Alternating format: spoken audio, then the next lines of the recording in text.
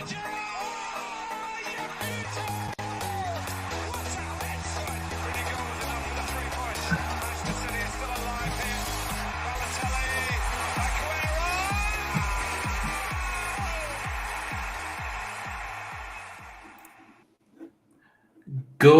evening, everybody, and welcome back to the Dream Team Tonic podcast, second episode of the season, as we warm up towards the season beginning next week. First off, we'll just give a great big mention to our new patrons, plenty of these over the last week or so. John Paul Knight, Alan Larson, Everin Wright, Lee Tom, Warren Christmas, Alex Honeysett, Lee Giles, Andy Kirkham, Dream Team Novice, Mark Williamson, Nathan Wisby, John Webb, and Russell Hunter. Thanks very much for joining. Hopefully you've managed to tune in tonight and you are getting your live access straight off the bat, and you can interact with us tonight and ask some questions throughout the show. So, yeah, thanks for your support. Hopefully you find the Discord and the other stuff we have going on worthwhile. So welcome along. Just before we get going, just to plug the Tag Team League, which is going to be some great fun this season. I can feel it. There's already a little bit of banter knocking around in some sections. Obviously, the Tag Team League, where find yourself a teammate, and the league will be live on FF stuff, so you've no need to fanny around with having to do the adding up yourself, because our mate Frank at FF stuff's going to do that for us. So there'll be a live league on there where you and your mate will be hopefully at the top. Then we've got our normal cash league, which again, it's been a little bit difficult to try and mix things up this year, because there's a lot of leagues out there, a lot of good leagues like Dream Team Ratings and Packards, and we just try to do a little bit different because we don't want it to all end up samey. So we're doing more of a monthly prize. We will still be a winner for obviously the overall winner and second and third, but each month we want to reward the best in that month, fifth, third, second, and third. So we should end up with quite a few different winners throughout the season. Any info on that, just drop us the message at Dream Team Tonic on Twitter. We'll get back to you, or comment on YouTube, and we'll send you the details. But yeah, should be some great fun throughout the season. So with me tonight is James and Scott. Sadly, Ben can't be with us as his mother passed away the other week, and he's currently having a drink and a toast to her. So all the best, Ben. Condolences, mate. We're hoping to have you back soon. James, all the way from Venezuela with your electrical problems, you made it. And he's muted his mic. Oh, no. Only just the power came back on just in time to do last minute prep. Very annoying. But there you go. It's third world country. You can't expect these things. Yeah, that's the way it is. And Scott, your second episode with us, mate. You there? Yep, I'm here. I'm not muted, am I? No, you're all right, mate. Perfect. Yeah, all good. Thank you. Right, brilliant. So we've got with the topic of the show really is a bit of must-haves and budget enablers. Go through a few players out of each price section, where we put some price sections up: 1 million to 2.5, 3 million to 3.5, 3.5 million to 4.5 million, and then 5 million plus. Just to pick a few players in each of them sections, just give people an idea of players that are on our minds and who really should be on their minds. I don't know if you lads want to go through. Do you want to go through questions first and then drop on ours? Because obviously a lot of these players that we touch on are probably going to be within these questions. Yeah, it does look like the questions feed into that, doesn't it? So we could kick off with the questions. Yeah, we'll kick off with questions, and we'll see if anybody obviously has got any extra to say. Obviously, you can stick them on the comments on YouTube, which is the fun of having this interaction. So, evening, Aman, Ryan Driver, Flower Pot Man's there, Cepho. Good evening to you all. So, right, let's crack on. Oh, just another quick shout before we start. Halfway through, you're going to have a guest coming on who's going to be discussing. He's not drunk, and he's going to be discussing a sponsorship deal that we've struck up, which is quite exciting and a little bit of fun. But he's been a big driver behind that. In fact, he's put it all out for us, which we really appreciate. So he's going to be coming on and having a chat about that and just about where he sees that win for us. So yeah, he'll be coming on shortly. So if you see someone pop in the room, don't worry, we've not got another streaker on the pitch. Right, Solo Higgins. Regarding the new transfer system, what are your strategies for the first 4 weeks of games? We'll touch on a little bit of this question after that. Strategy, Scott? Right, well, this is going a roundabout way of saying I'm winging it almost. I've just tried to set up my team really because I haven't got a plan for that sort of period of time where it's all new, everything's different.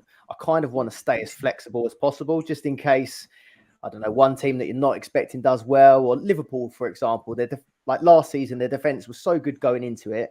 And then last season, they were terrible. So I've just tried to keep my team roughly at price points where I can move between premiums, move between teams, and it's not too much of a headache. But really, I don't have a plan specifically for the first 4 game weeks.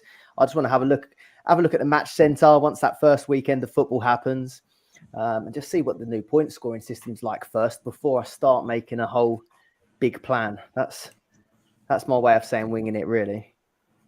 That is it. I mean, it's a completely new game, isn't it? Yeah. So we are going to have to work out a strategy from this season. We're probably going to, if people make mistakes, if people that do really well with it straight off. Hopefully, we are the latter. But I just got wrote down. I'm going to set up for the first 2 game weeks. Make sure that I've got pretty much players that I know are going to play. Because I don't want to be getting caught out by trying to throw in someone that's too out there and just suffer and start falling behind. So probably have the regulars as much as I can, especially for the first 2 game weeks. Obviously, we're going to have budget enablers.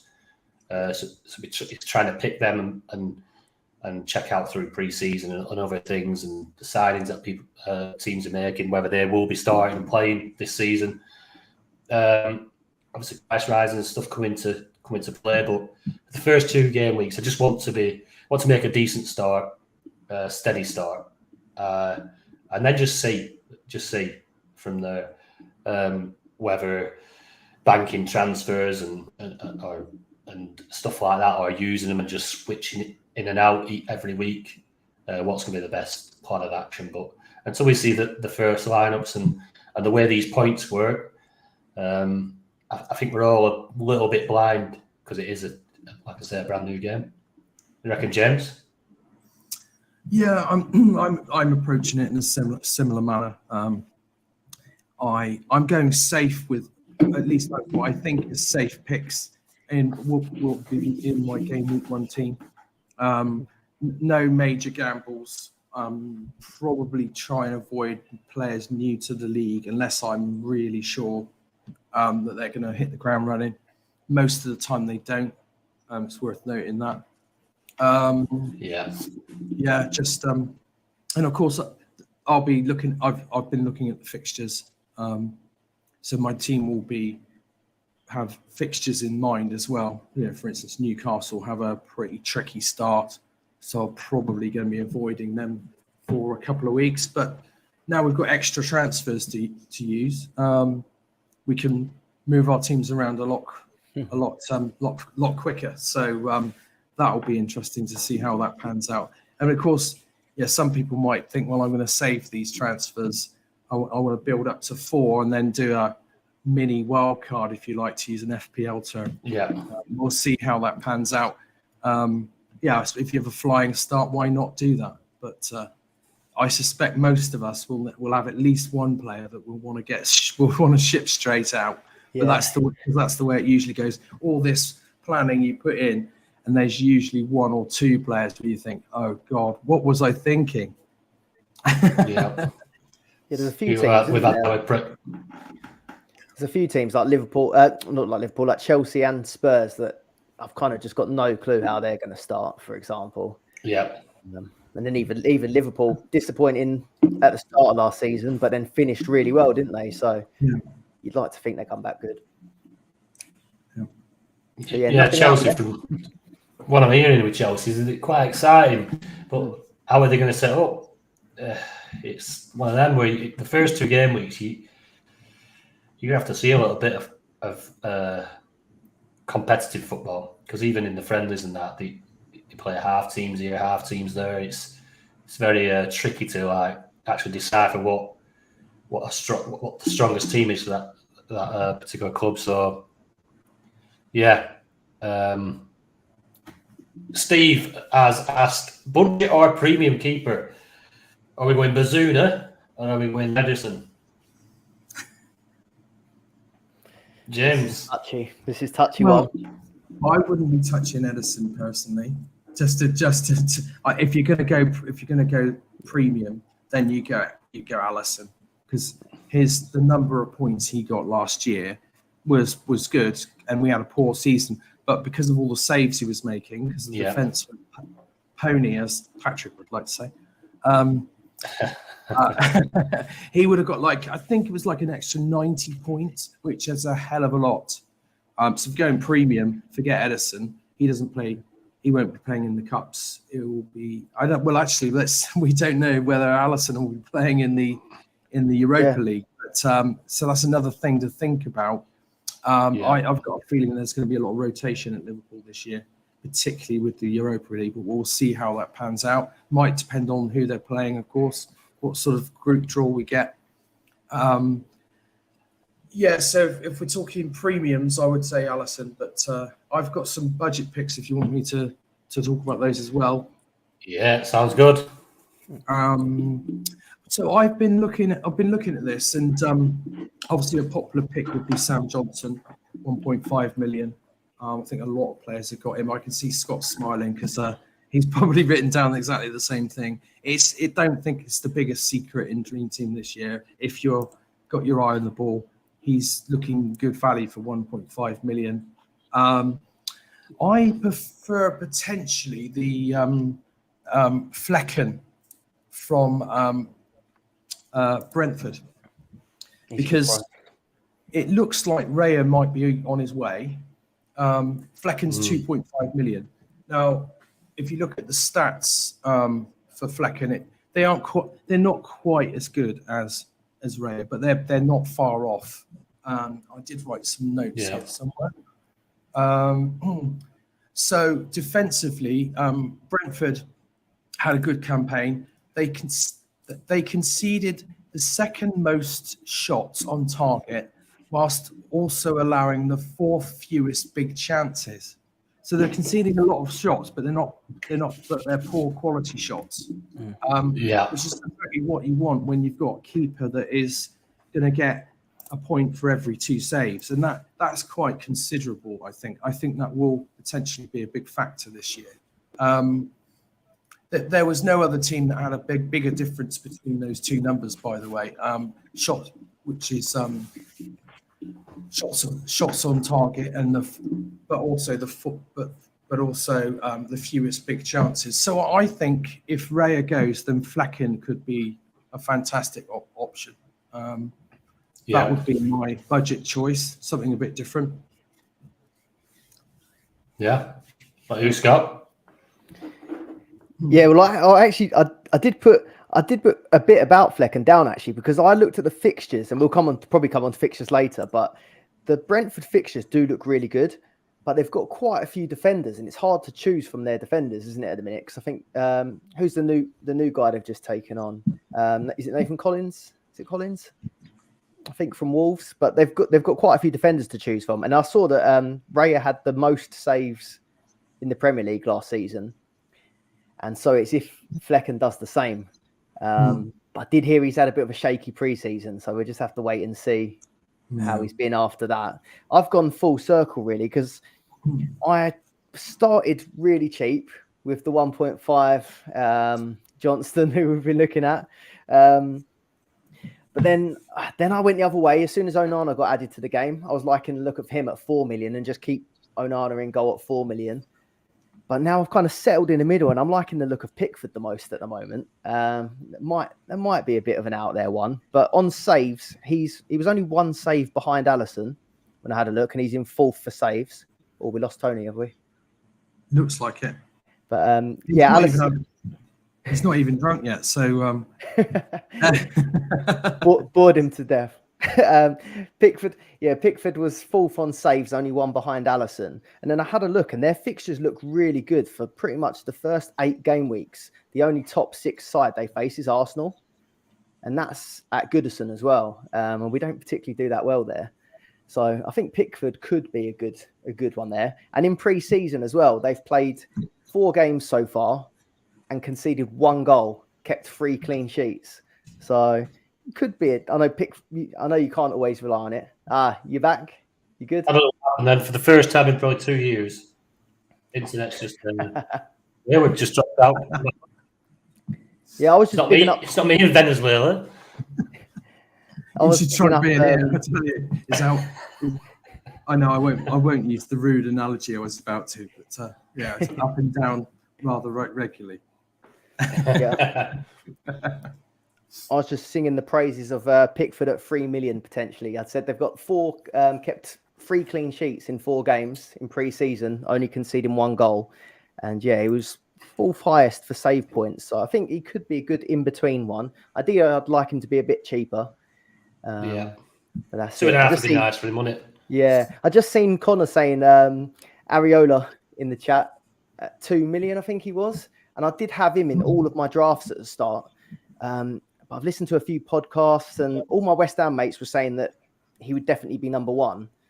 But Fabianski's still starting at the minute in these preseason games, it looks like. So it's getting a bit too near, isn't it? Yeah, it is. So yeah, I'm kind of in the middle. I'm in the middle really between those price points. 3 million.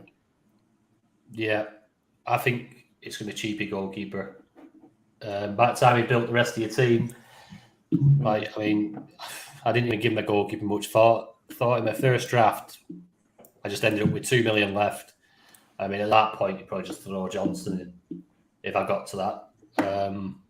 So yeah, keeper's going to be at the back of my mind really, because I'm not too worried because of the save points. I think it gives you the option, doesn't it? You can go budget. I think because it could just even itself out kind of thing. But if Liverpool defend the way they did last season, like you say, Alisson as a premium, if he plays most of the games, he's got the premium potential of clean sheets. To be fair, although he won't be getting many star mans because obviously no one will be getting star mans. So it's the I've lost my train of thought. Basically, if you pay for a premium keeper and you're looking at clean sheets, Alisson will give you the save points as well. Obviously, the budget lads, they're not going to get you many clean sheets. I can't see Sam Johnston keeping too many clean. So it's the minus points that might just so for every 2 saves you get a point, but for every 2 goals conceded you minus a point. It could, especially when someone comes up against City. I don't care how many saves you're making, you're probably getting a pepper in it. So, but yeah, it's good that it's opened it though for keepers because it was a lot to do with they just didn't get the points, did they? Edison got 5s, Alisson got 8s. Usually just star man awards. I don't think it's particularly like an optimal way of playing, but if you did want to play the fixtures with a cheaper keeper or like the lower end keepers, you could potentially do it. Now we've got the extra transfers, but I'm not sure you'd actually want to. Yeah. You don't want to be burning too many transfers to change your goalkeeper, do you? Yeah. Kind of doesn't feel one before Europe starts, but before that, you're only switching them in and out all the time. It kind of doesn't feel like you're burning them though. When you've got 2 each week now, it's like they're just constantly reloading, aren't they?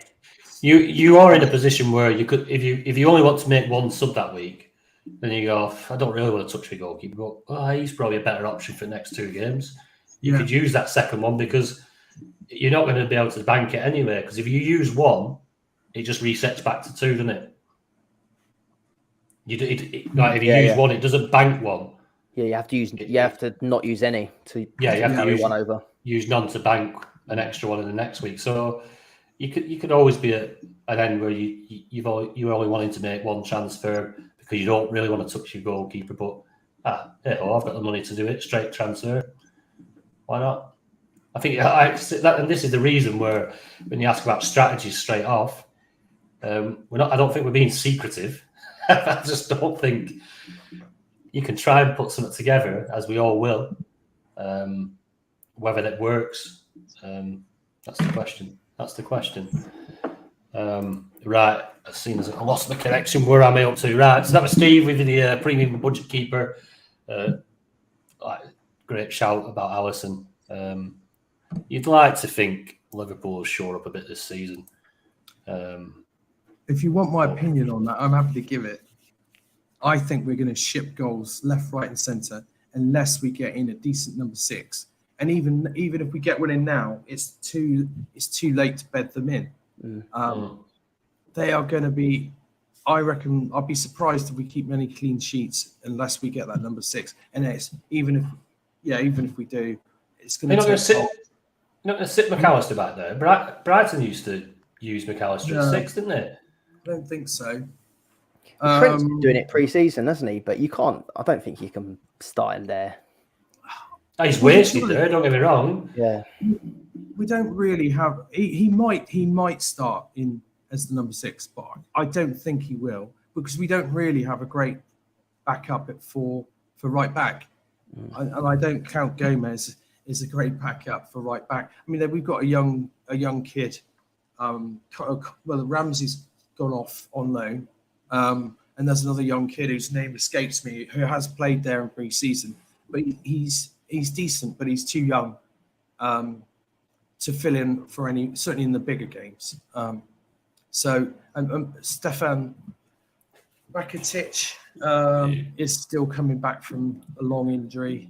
So we need more recruits. We needed more midfielders anyway, and we've lost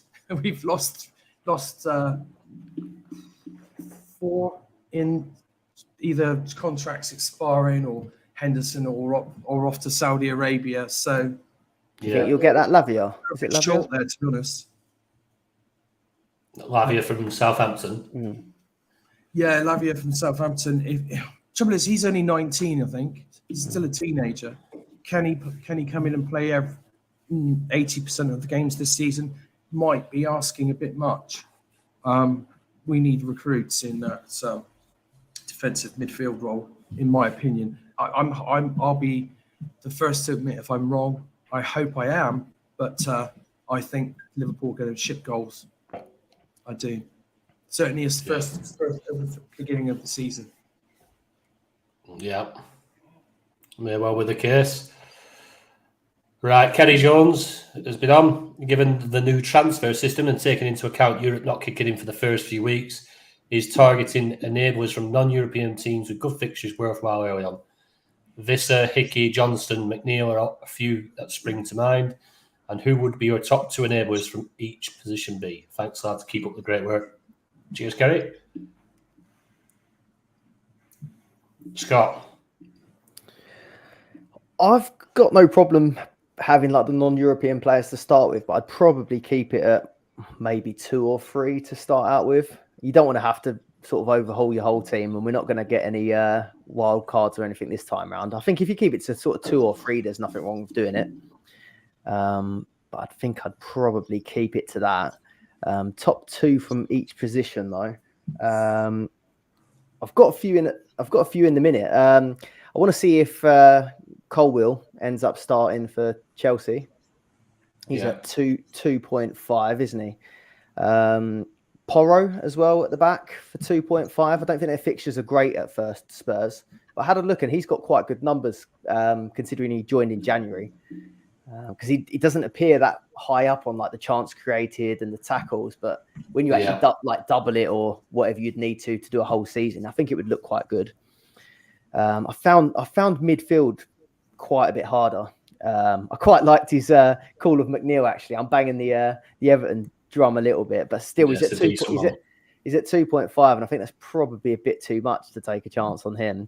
A few that's been sort of picked out is Enciso, but then you've got, I suppose he's Europe now, isn't he? But he's a bit of a rotation risk. And then Jackson up top, 2.5. But now there's links of is it Vlahovic from Juventus maybe going to Chelsea? So that's gonna stuff that one potentially. So it's a bit tougher. One that's again Everton. Sorry, but if you don't go for Pickford, Ashley Young at 1.5. Ashley Young. He started the last two pre-season games. Ashley Young, the old timer. Is he not 40 yet? I've no idea. No idea how old he is now. He must be at least 38, 39. Yeah, he's down as a defender.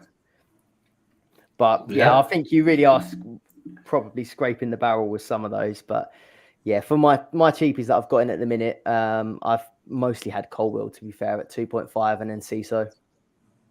Yeah, and Ciso had a great year at Brighton, didn't he? Another lad that had a decent year for them. Probably way more of a rotation risk was that Buonanotte. It was good. Some real talent coming through at Brighton. James, who have you got, mate? Sorry, I'm distracted by Baz's comment. James smokes a fag like he's in the Bond film Moonraker.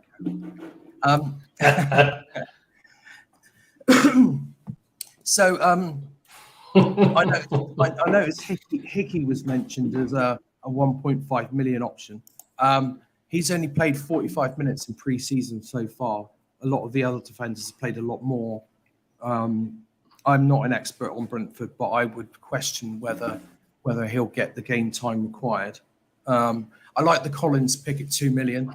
Sergio Gomez at Man City, if he can get back in the side, could be an option at 2 million, but I wouldn't risk it to start off with unless you get a nod from Pep.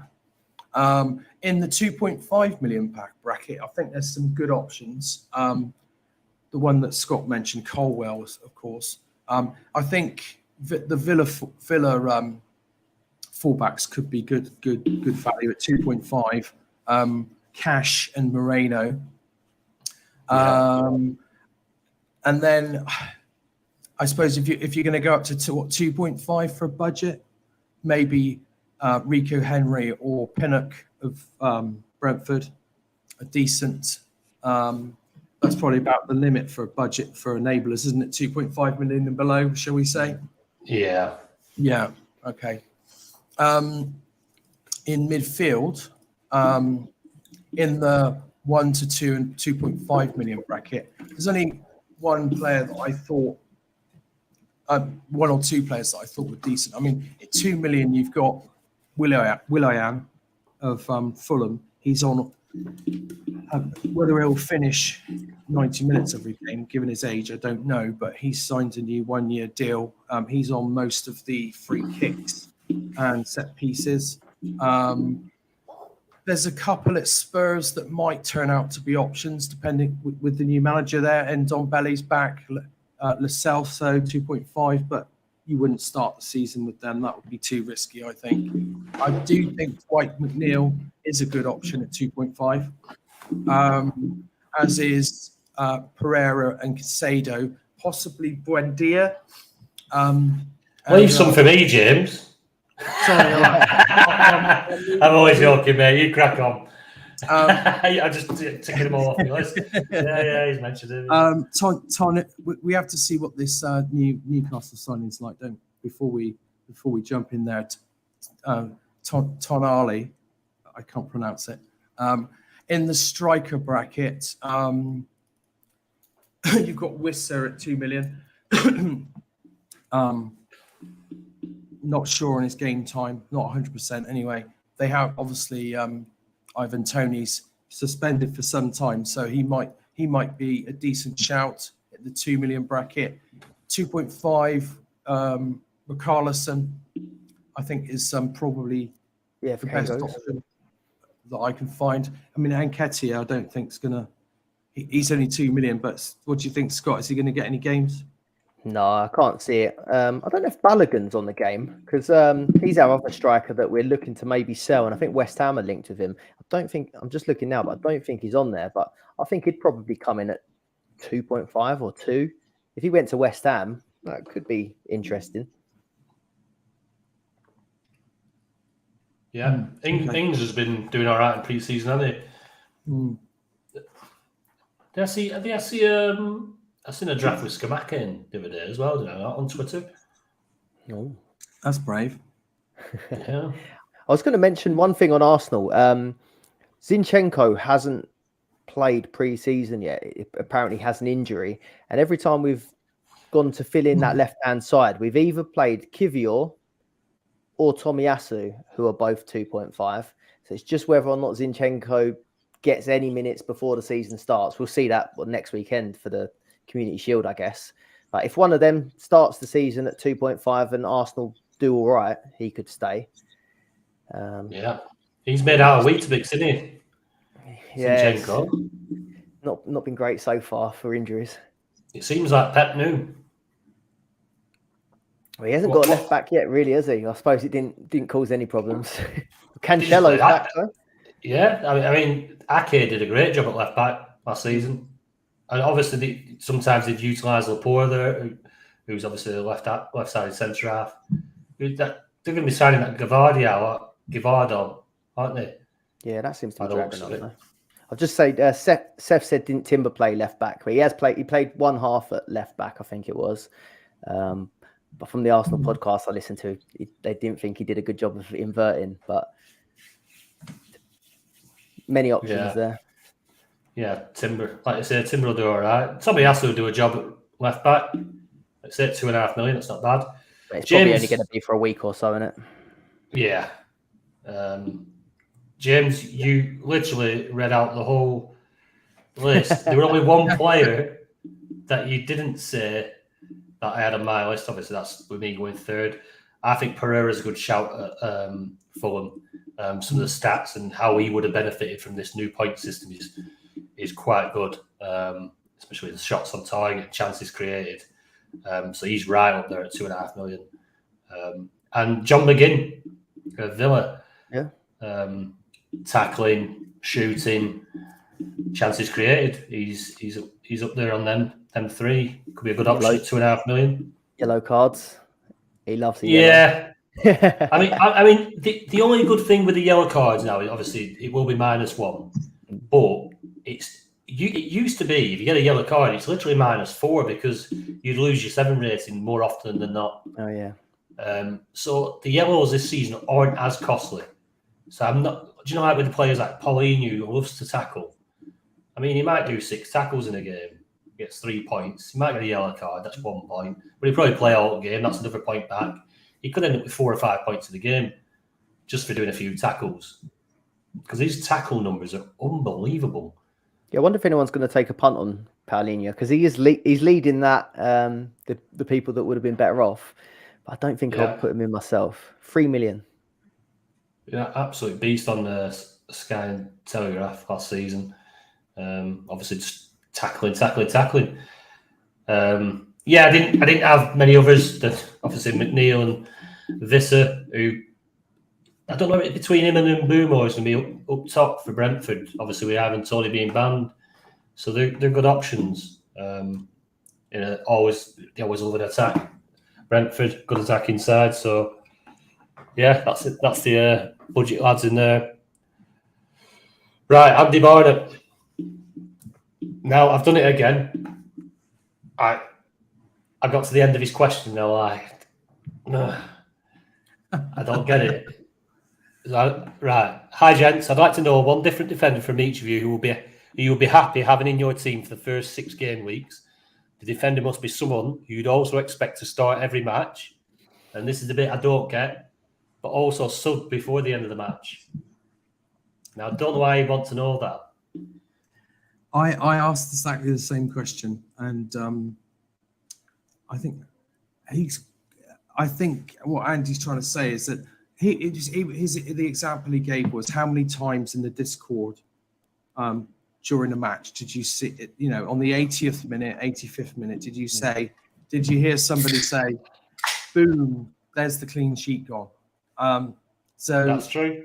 I kind of get where he's coming from. I don't know if I would try and pick players that I knew were going to be substituted, unless it was for Man City, who were conceding lots of goals at the in the latter parts of of games and losing their clean sheets. So I'll go Ake is my answer for that one. For those reasons. I think they did it. I mean, he's expensive on the game, isn't he? 5 million. But I think they did it with John Stones a fair bit when he was playing in that sort of inverted position. They were taking him off a few times towards the end. I put down Wan-Bissaka at 3 million because you'd imagine that Delo is probably going to come in for some minutes as well. I found that a tough one. Found that tough one to find someone that's going to get subbed off. Yeah, I guess John Stones is a shout though. Yeah, or Zinchenko, if he does come back fit, there is a lot of options there, so they might be taking him off towards the ends. Yeah, it's usually fullbacks in it. They don't usually pull a centre half off. Yeah, no. Because obviously that they want to unsettle things, but yeah, any fullback really, Andy. Zinchenko's a good shout once he gets back playing. Ake is up there, but I like that Stone shout. Because obviously playing in that different role. He's but then Kovacic is in now. Rodri, is Stones really going to be playing that role this season? He did a good job of it though, didn't he? It's hard. It's hard to know, but he's done a really good job of it. I haven't really watched much of them in pre-season, so it's hard to know. But Kovacic at 3 million, would you any of you boys fancy that or not? I can't quite. The price seems ridiculously cheap. I just can't figure out whether I think he's going to be good or not. I think I'm not sure he'll play every game. I mean, Rodri, for instance, is the key defensive midfielder there. I would imagine there might be games where he wants two sort of holding players, so he might get called in for those. So I'm not sure he's going to start, as many games as like Rodri would, for instance. So I'm not sure I would go with him myself. Yeah, Rodri's priced at 4 million this season as well. Yeah. Obviously, but I do like Kovacic. I think he's a good player. I think he'll excel at City, especially played a little bit further forward than maybe he's been used at Chelsea. He's a talented player, so could well get into the points. Right, Connor's question. What's everyone's team structure like so far? For example, 3 premiums up top, 2 premiums in midfield, starting with a defender at 5 million plus, cheap or pricey keeper. 4 million keeper counts as premium. So we've already touched on the keepers, Connor. But what's the balance of your squad like? You had to play around with the with your drafts. What do you reckon, Scott? So every draft I've had, I'm trying to do at least 2 premiums is all I seem to fit in the striker place. It's Haaland at the minute and a 7 million, or Haaland plus a Kane, Rashford, or Salah. That's the decision I want. One of those 3 up top.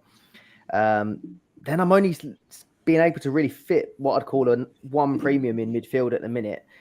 Between it's going to be a Bruno. It's going to be a Bruno, but I'm trying to decide between Bruno and Saka really. And then I've got 2 3.5s, a 4.5 in midfield.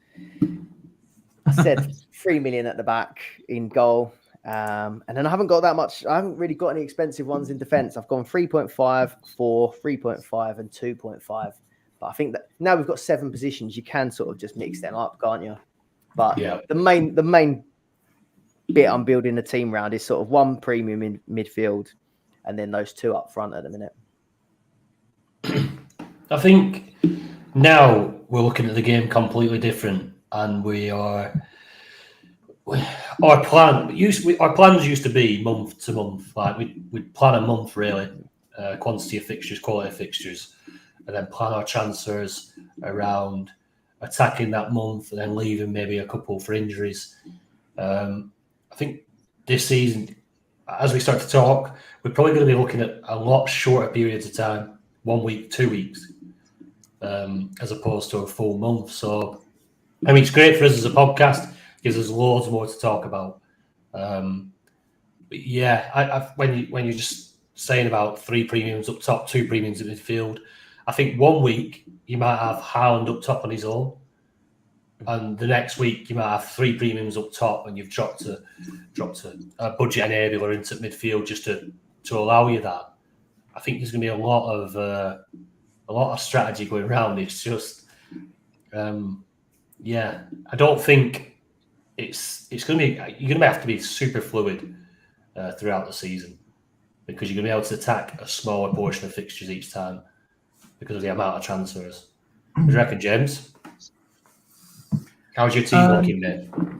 Well, at the moment it's 3-4-3. I was thinking this morning, as you do, constantly thinking about fantasy football. I was thinking about going 5 in midfield because I think there's a lot more choice there. Right now, the draft is cheap goalkeeper. I've got 3 defenders that are one's 4, one's 4.5, one's 5. That's probably more expensive than most people, I imagine.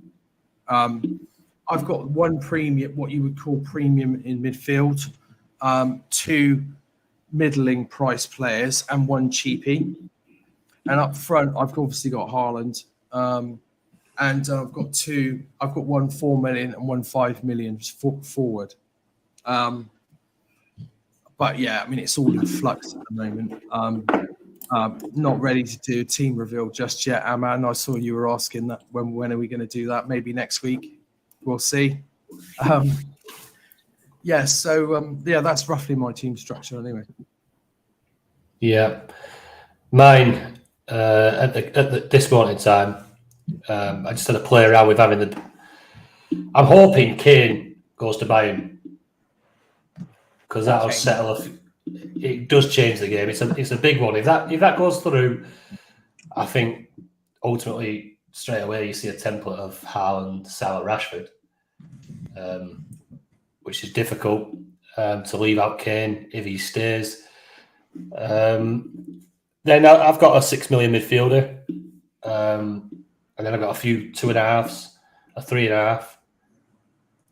Bruno in middle at Park. I think his stats for this new point system are unreal. I'd go as far as saying he might be the best pick on the game going into the new season. I don't think I could leave him out and feel comfortable with it. So that's that. No matter how shit United could be, he just seems to do everything that the new point system wants. Goalkeeper less said about that, the better. But yeah, I'd say I've probably got 5 premiums and then some middle ground players. 5? How are you affording that? Well, I've got 2 middle ground players and then the rest are 2.5 million and under. Yeah. So you've got 3 budget players. Whether that's the best way, like I say, I'm only fiddling around with it. That's just what I've thrown together very quickly. I'd like to have Stones in there. I would. Yeah. Especially if he's playing that position further forward as a defender. I'd like that, but he comes at a cost as well. You can't justify his price range against, say, I don't know, a Trent or a Trippier even, because they're big chance created. His stats are so well. Right. I'll see where I am now. DT Patrick, in your opinions, best value for money, forward, midfield, defender and goalkeeper? Scott, do you want to go first, mate? Yeah, do you know what? I struggled with answering this one. I was thinking about it, and all of the names that I was coming up with are not people that I've got in my team, which is a bit of a problem, isn't it? I was looking at, like, up front, for example, like, I think Darwin Núñez at 4 million would be a steal, to be honest. But I just can't put him in. That's a little giveaway on my team, but I just can't put him in because I'm not sure he starts, to be honest. But if he did, that price is ridiculously good. In midfield, best value, I think everyone's been priced really quite fairly as well. I don't think I've seen that many people that I think he's cheap. Yeah. But if again, it's another if they start. I think Foden did look quite nicely priced at 4.5. But again, I think there's question marks. Saliba, 3.5 in defence. I think he's priced nicely. And then goalkeeper, we've been talking that for a while, though. I can't. It depends. What do you think is value for money? Is value for money at like Onana at 4 million, or is it the cheap keepers? We kind of spoke about it, so I don't really know about a keeper, to be honest. Yeah. Pass on keepers. I see Seth say that Martinelli's cheap, and I do think at 4.5, I do think Martinelli is cheap. It's the fact that he was like 2.5 to start last season that's kind of like blurred it a little bit. I think Richarlison 2.5 could be an absolute steal. He's done pretty well in pre-season, but clearly it's not a pick without risk. I also like Jota at 4 million. I think he could, if he gets a run in the side, then he could be really good value at 4 million. But there's so much potential for rotation up front now with Liverpool. Cheaper, he's free, 3.5. Jota. Sorry, 3.5. Yeah, that's a really good price for him. Do you think he'll start the first game? Or do you think it'll be Diaz like off that side? It's really tough. I don't know. It's difficult to call. I think he's got a good chance. He's played really well in pre-season. I do wonder if Klopp might reserve him more for a substitute role because of his previous injury problems. He might think, well, I'll start with I could say some of them. You could say got so many. We've had injury problems with oh god, what's his name? Diaz as well. So I don't know. But there's just so many. There's so many options. I mean, Jota could play as the number 9. I think Gakpo is quite likely to move back into the midfield given the lack of numbers we have. So that does remove one potential person in Jota's way for the number 9 role. But then also Nunes has been playing pretty well as the number 9. So it's tricky. Jota could, as you've alluded to, Scott, can play on the left of the front 3 or in the middle. So there's places up for grabs. I don't think the only one that's nailed is probably Salah. The others will rotate. So, but they could still. I think there's goals in that side. They could still pick up some decent points. You might lose the odd appearance point. If they only come on, they won't get both of those appearance points. They might get one of them. It's whether 3.5 million for Jota.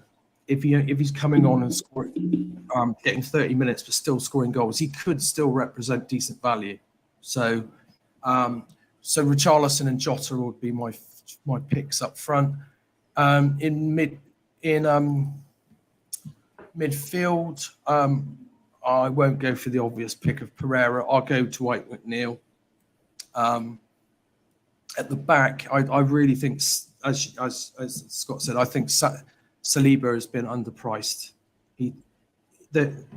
For a premium team, 3.5 for Saliba is good value. And of course, if Collins ends up starting at 2 million for Chelsea, that could be good as well. Although they don't have Europe this year, of course, so that's more potentially a shorter term pick. So yeah, that's my. We want a goalkeeper as well. We've already discussed that. I said I'll go Flecken for that one. Obviously, with Saliba having the injury, I wonder whether they took that into account. Wondering how his recovery's come from that, because Gabriel's priced at 4.5, an extra million. I think that's definitely underpriced for Saliba. If back fit and firing, he's a great shout. Someone who's not been mentioned, he's not really a big favourite amongst Dream Team at the minute, but Anthony at United, 3.5 million. 47 shots on target last season. That's 47 points there. 8 big chances created, few assists. He's not bad price at 3.5 million for a European playing midfielder, especially when you can have 5 this season. And another midfielder just to touch on who I think could prove very good value for money is Harvey Barnes. Yeah. To Newcastle. 39 shots on target last season, 8 big chances created. He could do all right up there on the tune. Striker-wise, obviously, you got Jackson at Chelsea, who could be ridiculously underpriced. He could prove massive value for money. If Harry Kane goes to Bayern, like you say, Richarlison could come into play at 2.5 million. Son at 5 million could prove a bit of decent value. Although, which Spurs turns up this season, we will see. Son looks brilliant on that. The points gained on the new system. Yeah, he does. Considering the season he had at 5 million, he could do really well. But it's just another wait and see, I think. Yeah, definitely. Defender. I like a Stupinan at Brighton. 3.5 million. I think he's good value. Good value. I think he's done all right on the difference of points from last season as well. I think he does. Whereabouts are you? Come on, mate, do it quicker. I can't bloody find him. Oh, there he is. Yeah, 72 tackles. Obviously, helped him notch up another 60 points. And we all know, obviously, Brighton being in Europe, and we got the fixtures, good side. So a Stupinan for me in the defence. Someone I haven't heard his name today, Gakpo. Obviously, you'll know more, James, about Liverpool in pre-season, but obviously, when he's starting, talented player, got a goal in him. Big chances created.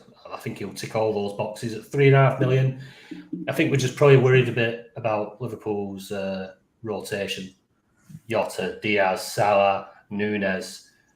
There's a lot of players. As I said earlier, Gakpo might be playing in the midfield. So even though he did brilliantly up front last year, and profile of a number 9, he's a big man. So yeah, I can't say for sure, but I've listened to the Blood Red podcasts, and these guys follow it inside out. They're saying they think Gakpo will probably might move into midfield. So yeah, if you buy him as a striker, don't expect him to play necessarily as a striker. You must have the most strikers on the game, mustn't you? If they're all down as strikers. Yeah, Diaz is down as a mid, isn't he? Diaz is down as a mid. He's the only one that's down as a mid, unfortunately. And obviously, with him being out the majority of the season, last season, the stats we would have got on him as regards to the points this season, because I think he likes a shot and he was bloody good at creating chances. Yeah. So I guess, do you know what? If I'm honest, I don't know what he's priced at. What's he priced at, Diaz? 3.5, I think. Is he? No, I'll put him on my list then. I think he could be a steal. He definitely could be a steal at 3.5 million. No, he's 4 actually. Apologies. Yeah. Szoboszlai is coming as 3.5 million, but I don't expect too many goals from him. He's more likely to be an assister, I think. Yeah, but a point for every big chance created. They don't even need to score it. Yeah, that's true. He could. He's got some tricks in his box. Yeah, he does. Yeah. Talented. It's like when you look at people like Grealish, who sometimes you get so frustrated he doesn't shoot. But a lot of the time when he just like dinks it across to someone or slides it across in that box, if somebody else gets a shot off and it's a decent clear shot, I mean, it's a point. It's a point. It don't matter. It don't matter. It's going to be interesting this season how many these big chances are created, how fast these players knocked up these points, and how fast we jump onto them. Connor, Mason Mount. I had a word with him. Said, "What the hell are you doing going to United?" But no, I mean, we need to see about Mason Mount. He's had a few injuries. He's had a tough time at Chelsea. He's obviously been frozen out for whatever reason. Strange one, because he's a Chelsea lad. I don't get it. I just want to see him. I probably want to see him for the first 4 or 5 weeks. But yeah, it could be a good option for United. Interesting how they play him and Bruno, position wise. Right, from the budget lads to Cole's 1993. What players do you currently see as you absolute must have, apart from the obvious Haaland? James? Oh. Possibly slightly controversially, I only think there's one other player that I would consider essential in the premium bracket, and that's Fernandes, based on the massive number of points he would have got under the new scoring rules. Scott, nobody else. 1 second, mate. I've got background noise. Yeah. There we go. Yeah, no one apart from Fernandes for me is essential in my book. Not this year. No, I mean, I completely agree with that. Like I touched on earlier, I'd be very scared to, especially with the one team this season, go anywhere without Fernandes with the stats that are showing up. It's one of them. I think we all like a new signing. We all get excited when all these new players come over, like Nicholas Jackson and Kunku at Chelsea, and these lads that are signing for City, United, and it's always about the tried and tested, especially for the first few weeks. So if I could give any advice, it would be have the tried and tested, especially for the first 2 game weeks. Just see. Don't be scared of missing the boat, because a lot of the times these lads, they might not even start, and this is a problem we're going to have as well this season, is that we've got the same problem as the FPL crowd, where we're going to have to be like trying to snoop for early team news leaks, and you know what I mean, we're all going to fall foul of some fake team news and crap like that. So yeah, obvious ones: Haaland, I think Fernandes, and I do think that you're going to have Trent or Trippier. I maybe switch between the two depending on budget, but I'd like to probably get mid-season and I'd be able to have both of them.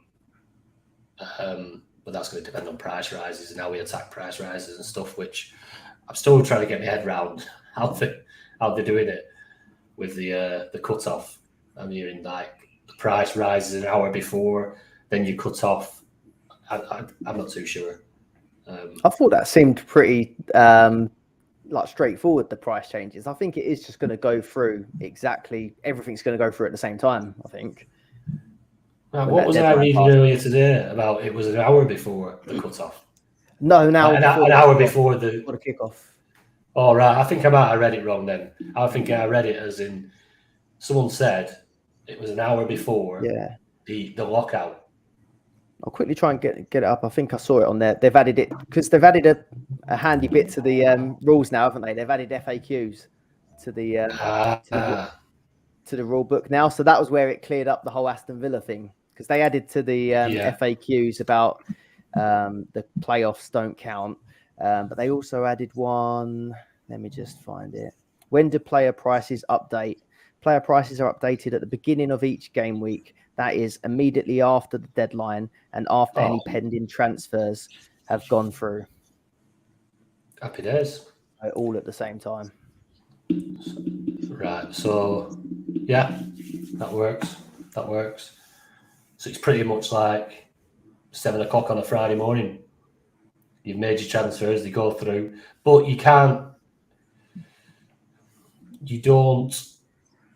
I rate you, and you can't sell them you sell them at the same price. Yeah, so the problem you're going to have is the price changes are going to happen, and then you're stuck with that player. So like you can't wait, because when it used to be 7 o'clock in the morning, you used to be able to wait and think, if that player's going to go down in price, I'll buy him cheaper.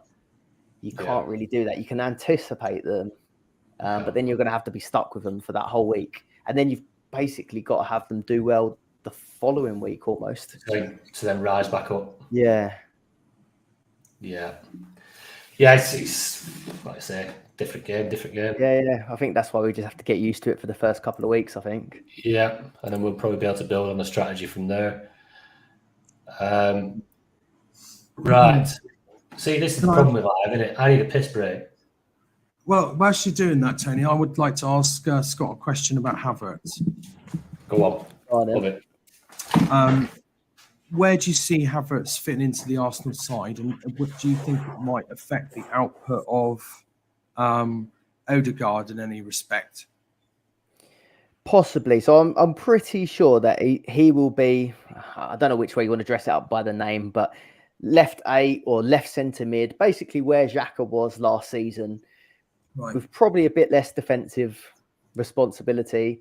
But you know how Xhaka was getting into the box for those like late runs, and he ended up with, I think it was his best ever season for sort of goals and assists. I think we want that of Xhaka, of Havertz, sorry. So I do think that he's going to be a good option for getting forward. I would want to wait and see a little bit first, I think. Yeah. But I do think that we're going to see Odegaard maybe playing slightly deeper to compensate, because I think he's quite good at pressing Odegaard and sort of leading the press, and defensive side he's actually quite good. Although he's an attacking player, he's pretty good off the ball. So I do think that we might see Odegaard suffer a little bit with his attacking returns potentially. Yeah. Okay. But I was wondering that. I'm pretty sure his main position is going to be that sort of left central midfield, trying to get into the box late. Obviously, if Gabriel Jesus gets injured or something like that, it might be a different story. We might see him filling up front, but I think they're really trying to make that work. They've done that in the last few friendlies, and we'll see. Well, the only thing is, I'm waiting for this Community Shield match as a sort of demo of how we're going to line up. But it's Man City, and I would have said we would normally try and play Havertz in that role, but the only times I would probably say we wouldn't would be maybe playing Rice and Partey together against the Man City. Yeah. So whether or not we just want to see if Havertz works in that role against Man City, or we do try go defensive and win it, it's going to be interesting. But I'm not sure if I'll start with him. 3.5. What's he set as, Havertz? Midfielder? Midfielder at 3.5 million. I think it does look good value. It hasn't fully clicked yet. He hasn't looked great, I don't think. Wow, he missed a few in that volley challenge, didn't he? Didn't make me chuckle, that. Didn't make me chuckle seeing your Twitter post on that. I did forget about our guest, Jordan Jackson. I have sent him the link, so he will be joining us shortly. Do you want to share about the leagues? Shout out to the leagues. I know we've got the Patreon members here, but this will go on YouTube after, so we maybe share some info on the leagues that we've got going on. Yeah. If you want to just do that, mate, I'll just be back in a second. Oh, I haven't got it up. Have you got it up there, James? Come back to it after. One sec.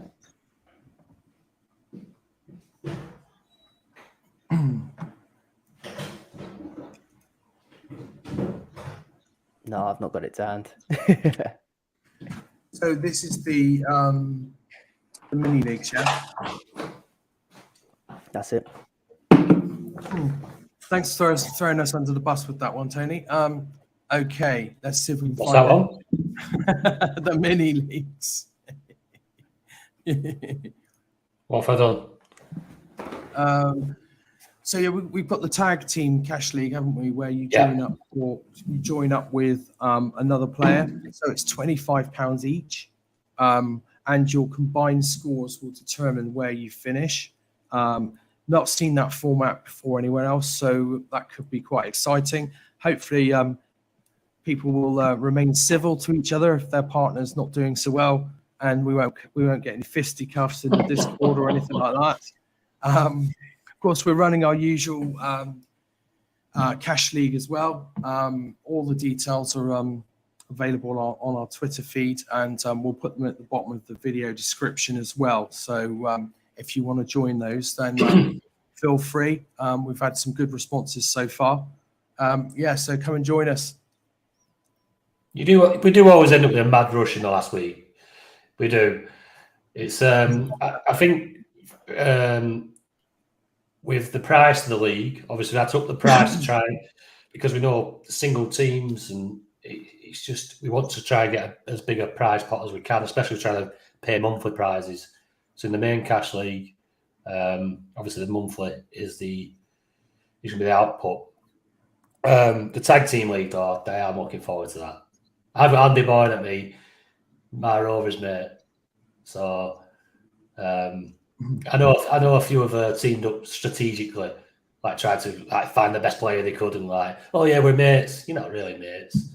I hope you lose because of it. Me and Andy will love each other anyway because we're brothers. Whereas, you lot of that playing to win. Anyway, I've remembered to send the link, and we've now got Jordan Jackson. I'm going to let him in. Hopefully he's had a few beers like me. Good evening, Jordan. Hi, mate. You're right. How's it going, pal? I know you're at work. Yes, I am indeed. Yes. Could you just turn your volume down a little bit, mate? Yeah. All right. A little bit more. There you go, mate. Oh, did it go down then? Yeah, it's the lowest it will go, mate. Right, just try and hold it a little bit further away. It's all good. A little bit of an echo there, but you're all good. So Jordan has kindly sorted a sponsorship deal out for us on the podcast. Do you want to just talk us through that, mate? Yeah, so I'm a big Coventry Blaze fan. Have been for the last 6 or 7 years. And I've been watching your podcast for the last 2 or 3 years now. And it's helped me a lot with different formats of the game, being a part of the community. So I thought it's a fantastic idea to get you lot more recognised through the partnership with the Blaze. And it's a really good community. And then hopefully that way we can get more people to become more engaged. And as part of the sponsor, we'll be sponsoring one of the players, but we can't officially announce that just yet. But we'll be able to in the next week or two. So it'll be a player sponsorship, and then we'll help gain recognition as well. So really exciting things to come, I think. Brilliant, mate. Really appreciate it. Obviously, Coventry Blaze hockey team. Trying to brush up on my hockey knowledge before we head down to Coventry. Obviously, we're going to have a sponsorship evening, which we need to try and get down for. And yeah, we are also obviously Coventry being so close to the middle of the country. Probably is the middle of the country. We are going to be looking to host the Dream Team Tonic get together down there. So maybe try and spot out a few places while we then are down there. Cool. So how's it going with your team so far, Jordan? Have you had a play around, mate? Yeah, I've had a play around with it. I'm just finding it really difficult. I'm off by 500,000. I think I've come up with a good backline and a good basis of a midfield, but I'm just struggling in goal and maybe another decent attacker. I think the keeper position for me, I'm really struggling with because I've looked at the fixtures and then I'm trying to keep my players that are in Europe. So I've put in a few Villa players in my draft, and then I've gone with a couple of Chelsea and Brighton players as well. So yeah, I'm struggling at the minute. I'm not going to lie. we're all trying to jigsaw something together. I don't know if you've been listening to the pod. Obviously, you've been at work, but if you do listen back, you'll hear quite a bit on keepers tonight. Should give you some good options on how to plan. Fantastic. Good. A few cheapies discussed. So if you have only got like $1.5 million, that should help you. Fantastic. Yeah. Exciting times. Obviously, it's brilliant to have you involved. I were late to get you on because we were all That's talking all and right. whatever else. I said, shit, That's I all forgot good. to send Jordan bloody message over. But yeah, so this is the end of the pod, but we are going to get you on at some point through the season as well. Probably a couple Fantastic. of times, Jordan. Yeah. Maybe when you're at home as well, you can put your feet to grab a beer and join us. Yeah, man. But like I say, probably a month's time I'll be down in Coventry meeting you all. So, like I say, big thanks from us. We appreciate your help, and we're glad that we've helped you out over the last 3 years, your dream teams and winning your mini leagues, mate. Cheers, mate. Appreciate that. All right, cheers, Jordan.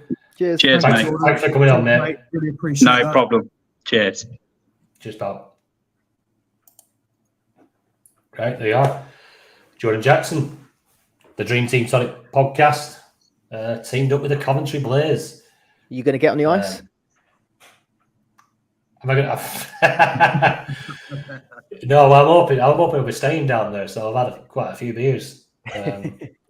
It doesn't take much for me to crack it in, as you've probably noticed through the years. But yeah, it's really, really exciting. I think the sponsorship due is something like start of September. Get down there, get my Coventry Blaze shirt on, learn the ice hockey rules. But it's been a pleasure as always. What's the plan for the next pod then? Is it drafts? Is it reveals? It's coming around quick, isn't it? It's coming around quick. Pods. Drafts reveals. Well, I suppose it will be our current draft, won't it? And then we'll just change it at the last second and regret it probably. But probably time for some drafts next week. Maybe a quick pod to go through those. Mm-hmm. We'll put it to the people as well. They'll want the drafts. Brilliant. As ever, if you're listening now and it's a few days later on YouTube, should have been in the Patreon. Come on, patreon.com/Dream Team Tonic and come and join us live. Support the podcast. Get yourself ready for this new season, because even though it's a new game, the best players are in this Discord. Get in and get the advice of the many. We'll be dropping our Fantasy Football Hub link into the description as well. You want to 50% off to Hub subscription. Click that link below. We've got the link down there for Professor pods, which are must-sees. Scott, you do some great work, mate. So if you're listening to this and you don't understand the rules and you've come to this beforehand, get on to Professor's pods and have a look through there. He has a really good run through it all. Andy also has a run through the rules. Andy Barnett, member of the Discord. So we'll drop his link in there as well. We've got a great community going on. Come and be a part of it. Cheers, everyone who's joined us live. Cheers. It's been a good laugh reading all the posts down the side. I think it adds a little. It's making me laugh. It adds a little bit to it, doesn't it? I had to bite my cheek a couple of times to stop myself from laughing. I don't know how Fergie, the ultimate podcast professional, he has. I'm sure he has, with all the FPL crowd. He has probably some rude ones coming up there, and you can never tell. He's just ultimate professional. Whereas me, I'm biting the side of my cheeks so that I don't piss myself off. So anyway, thanks guys. Yeah, brilliant. Cheers, everyone. See you later. Bye.